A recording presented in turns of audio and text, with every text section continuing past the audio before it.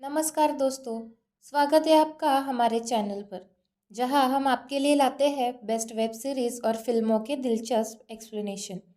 आज हम criminal justice season 1 के उस मोड़ पर पहुंच चुके हैं, जहां सच्चाई, न्याय और सिस्टम के बीच की लड़ाई और भी ज़्यादा खतरनाक हो गई है।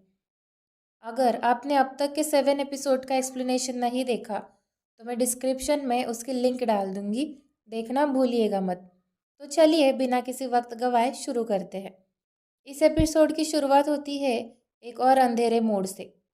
आदित्य को जेल में रहने की अब आदत ही बन चुकी है, लेकिन उसका मानसिक तनाव दिन ब दिन बढ़ता जा रहा है। उसे अंदर से लग रहा है कि वो अब उससे कभी बाहर नहीं निकलेगा। माधव मिश्रा, उसका रोल पंकज त्रिपाठी ने निभाया है, अब और गहराई से केस में घुस गया है। माधव मिश्रा अब और गहराई से केस में घुस गए हैं। उसे आदित्य की मासूमियत पर पूरा भरोसा है, लेकिन सबूतों की कमी उसे बार बार पीछे खींच रही है।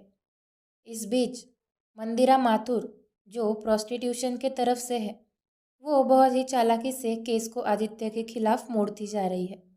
आदित्य की फैमिली भी अब टूट रही है। उसका पिता हिम्मत हार चुका है। उसकी बहन अवनी और मिश्रा जी है, जो अब भी उम्मीद में है। एक सीन में दिखाया जाता है कि आदित्य जेल में डिप्रेशन में जाकर खुद को नुकसान पहुंचाने की कोशिश करता है, और ये एक एपिसोड बहुत ही इमोशनल नोट पर ख़त्म हो जाता है। आदित्य सोचता है, क्या वो सच में ऐसा अपराध कर सकता है जिसे उससे खुद याद भी नहीं है। और अभी एपिसोड 9 में कहानी आती है एक असली ट्विस्ट की तरफ। मिश्रा जी और निखत अब एक साथ मिलकर केस की जड़ में पहुंचने की कोशिश करते हैं।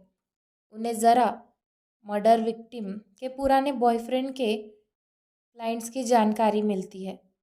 अब तक सब कुछ आदित्य के ड्रग्स लेने, ब्लैकआउट और उसके ज़ारा के साथ इंटीमेट रिलेशन के इर्द गिर्द घूम रहा है। लेकिन मिश्रा को एक नया वीडियो क्लिप मिलता है, जिसमें ज़ारा अपने किसी क्लाइंट से डरते हुए दिखाई देती है। अब ये एक बड़ा क्लू बनता है, लेकिन कोर्ट में प्रोस्टिट्यूशन ये कहता है कि आदित्य ने ही सारा प्लान बनाया था, क्योंकि वो ऑब्सेस्ड था। वहीं दूसरी तरफ आदित्य की हालत जेल में और बिगड़ती जा रही थी। वो खुद को इंसान नहीं, बस एक कैदी समझने लगता है। जेल में कुछ कैदी उससे ज़बरदस्ती करने की कोशिश करते हैं, लेकिन इस बार आदित्य चुप नहीं रहता। वो लड़ता है, खड़ा होता है और पहली बार अपने अंदर की हिम्मत देखता है। यानी अब कहानी सिर्फ न्याय की नहीं, आदित्य के अंदर बदलाव की भी हो चुकी है। एपिसोड 10 मतलब सीज़न 1 के आखिरी एपिसोड में हम देखते हैं मिश्रा जी को ज़ारा के कॉल रिकॉर्ड से एक नाम मिलता है, विक्रम चंद्रा। विक्रम ज़ारा का रेगुलर क्लाइंट था और उसे लेकर ज़ारा बहुत परेशान रहती थी। निखत उसकी सोशल मीडिया और मैसेज को ट्रैक करती है और उन्हें वहाँ से मिलता है ज़ारा की मदद की एक कॉल रिकॉर्डिंग, जिसमें वो किसी से कह रही है, वो फिर से आया था, मुझे डर लग रहा है। अब मिश्रा कोर्ट में ये बात रखता है कि ये एक प्री प्लान्ड मर्डर भी हो सकता है, जिसने आदित्य को फंसाया गया है। लेकिन कोर्ट में ये साबित करना आसान नहीं।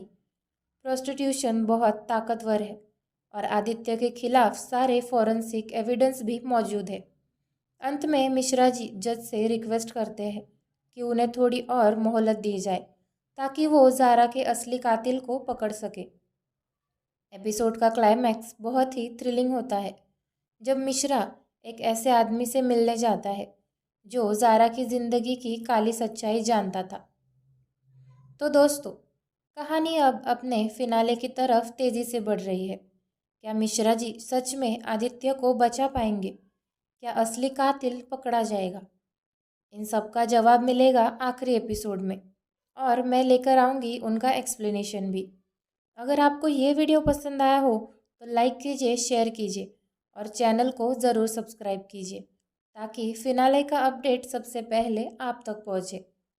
तो मिलते हैं नेक्स्ट वीडियो में, तब तक के लिए धन्यवाद।